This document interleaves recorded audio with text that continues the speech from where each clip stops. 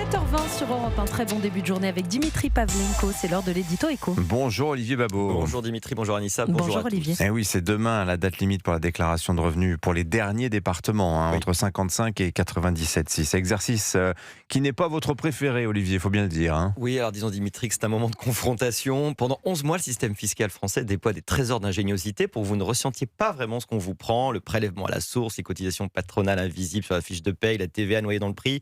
Tout est conçu pour anesthésier. Puis arrive mai, vous êtes forcé de regarder en face qu'il vaut mieux ne pas voir trop clairement. C'est-à-dire la complexité, notamment, c'est le premier choc. Alors toujours, des centaines de cases, des codes incompréhensibles, des renvois byzantins, des régimes dérogatoires empilés depuis 40 ans et plus. On pense souvent que ça fait partie de l'imperfection administrative et en fait c'est son architecture même. Un système aussi compliqué produit deux effets très utiles pour ceux qui l'ont conçu. Il décourage les contribuables de comprendre ce qu'ils payent réellement et il justifie l'existence d'une armée de fonctionnaires pour l'administrer.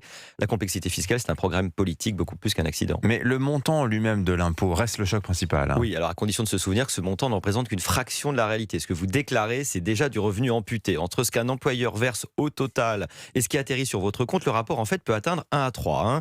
Les plus des 2 tiers, à peu près les 2 tiers s'évaporent en cotisations patronales, salariales, CSG, CRDS. L'impôt sur le revenu arrive après, en prime. Et quand vous dépensez, il ne faut pas oublier, la TVA reprend 20%. Donc on taxe la production, puis le revenu, puis la consommation, sans oublier après la détention à travers les fils, la transmission, mais j'en parle même pas.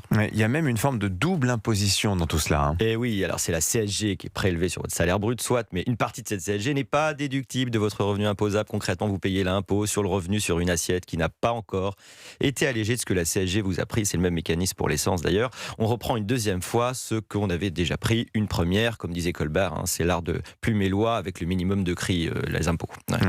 Pourtant, il faut bien payer des impôts pour que l'État fonctionne. Bien sûr, c'est normal. Et d'ailleurs, on est content parce qu'on est 46% seulement à payer l'impôt sur le revenu. C'est le happy few. Mais ce qui fait le plus mal, c'est le gâchis, en fait. On pourrait se résigner à payer beaucoup si c'était effectivement dépensé. Mais on voit bien que non, cette année, près de 70% du produit de l'impôt sur le revenu ne financera rien dans nos dépenses actuelles, parce que ça partira directement en intérêt de la dette.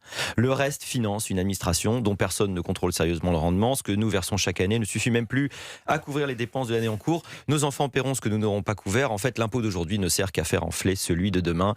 Bon courage à tous les déclarants. Allez. Ouais, moi, j'appelle ça l'abattement fiscal, là, ce que vous venez de me faire ressentir. Exactement. Merci beaucoup, Olivier Babot, signature.